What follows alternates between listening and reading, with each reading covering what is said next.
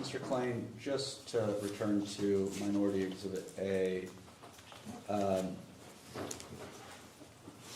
page 1, paragraph 3, I'll read.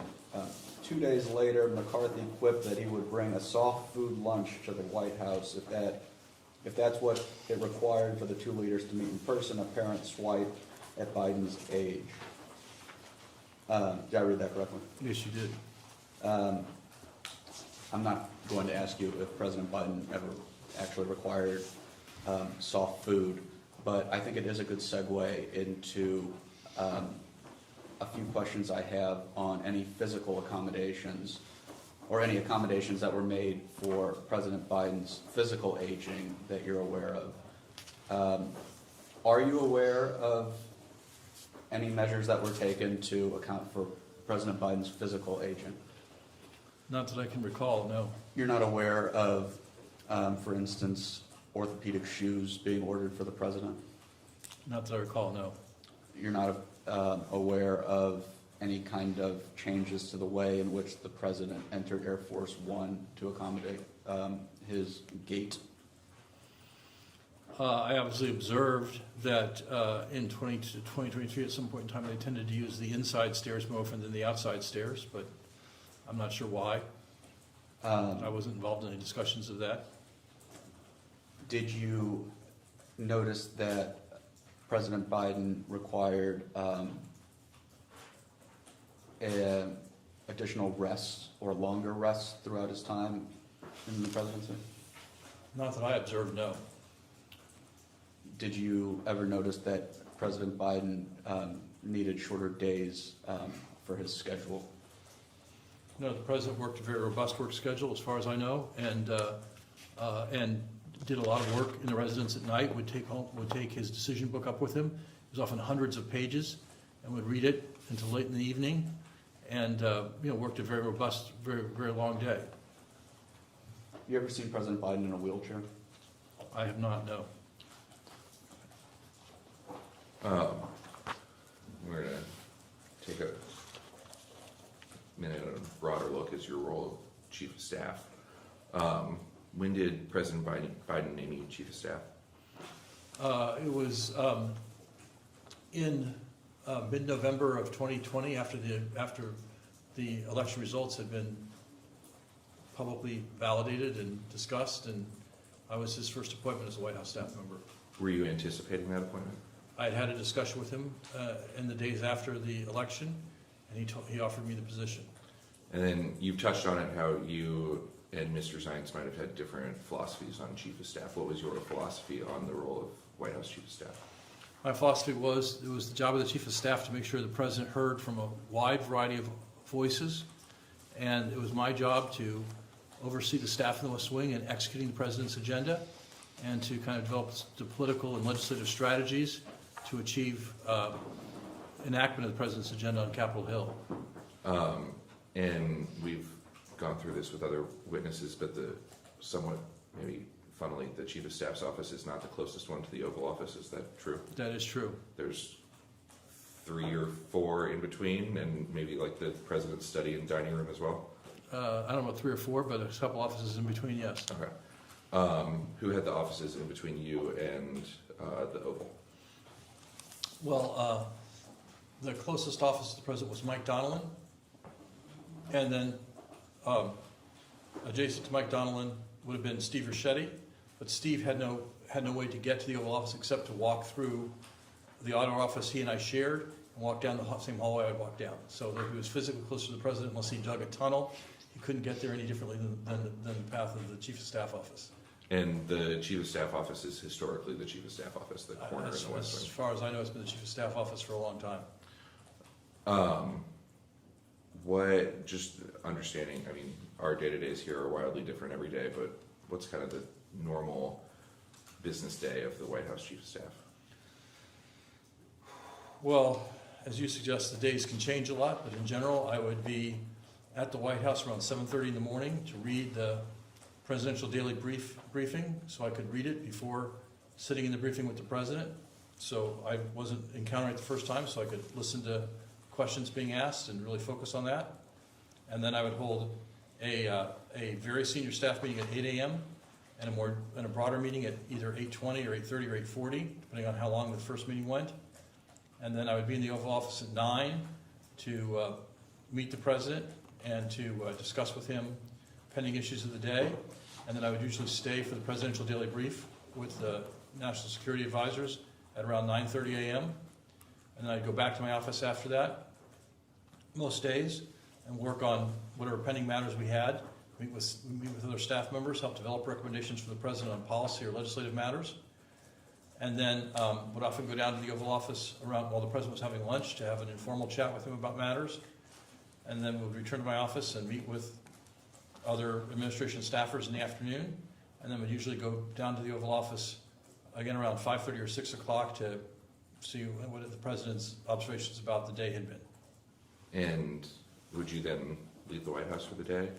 No, then I'd usually go back to my office and hold other meetings to prepare for the next day and follow up. And most nights I left around 8:30 or 9 o'clock. And when did the president head to the residence most nights? I would say it varied, because often there would be social events at the White House the president had to attend, or social events outside the White House the president had to attend. But usually if there weren't, he would go up to the residence around 6:30 or so. Who was at the Yeah. senior, the 8 o'clock meeting? The very senior staff meeting.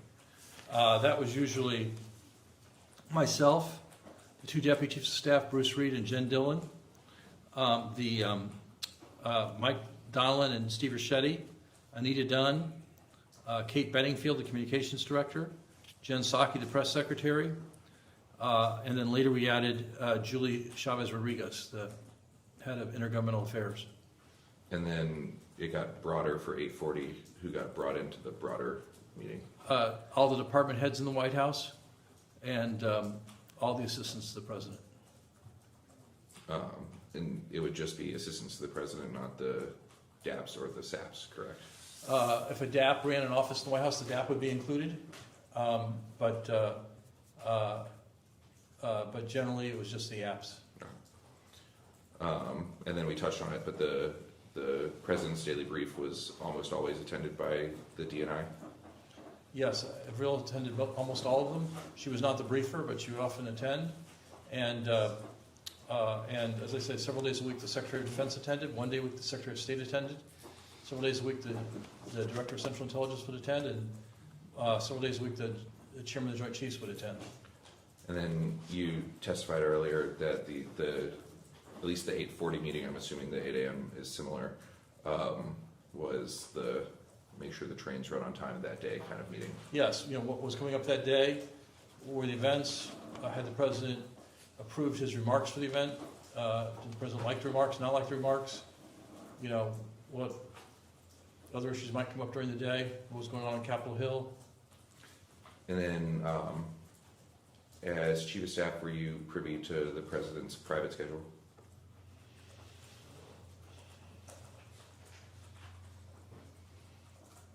If I had wanted to see it, I could have. Sometimes I looked at it, sometimes I just didn't. Why would you not want to know what the president is doing that day? Like the president's private schedule would be like who he was having dinner with that night, and I really Or just the difference between the schedule that the White House posts and the actual schedule? if there were any private meetings during the day, I would know about those. Yes. It was reported that the president's schedule would often include desk time or POTUS time. Are you aware of those? Yes. And generally, what did they mean? What was meant by desk time or post time was the president would be in the Oval Office, and he had no meetings scheduled during that time, so if he wanted to read papers, he could.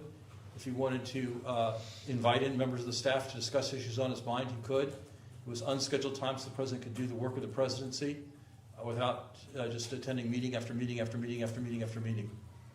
And then as chief of staff, did you have any involvement in the production or editing of White House transcripts? No, not White House transcripts, no.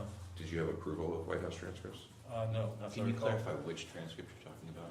Like the president gives a press conference, the White House produces Yeah. a transcript of it? Thank you. No. Not that I recall, no. Were you involved in setting up cabinet meetings?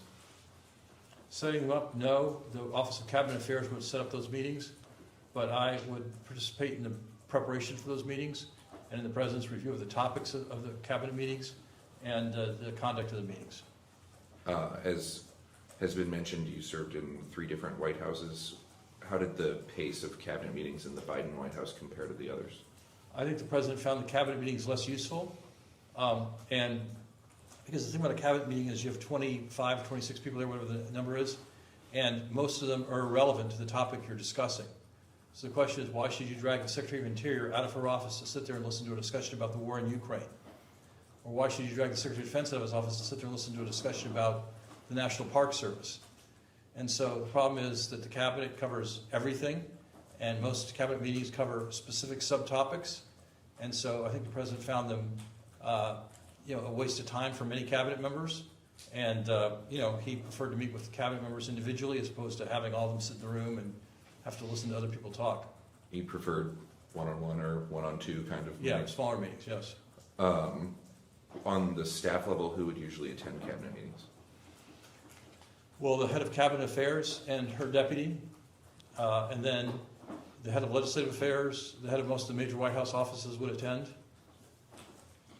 And then you said that you were involved in not necessarily the setting up, but the topics of discussion Yeah. at the cabinet meeting. What did that look like? Usually, the secretary for the cabinet would, head of cabinet affairs of the White House would propose topics to the president. The president would listen and say, that's a good topic, or the topic's going to bore most of the people there. Let's talk about this instead. And then ultimately, the president would agree on. The president would set the topics for the meeting, and then we would go over with him what questions he wanted to ask the cabinet members about those topics, and whatever briefing materials he wanted in advance of the cabinet meeting.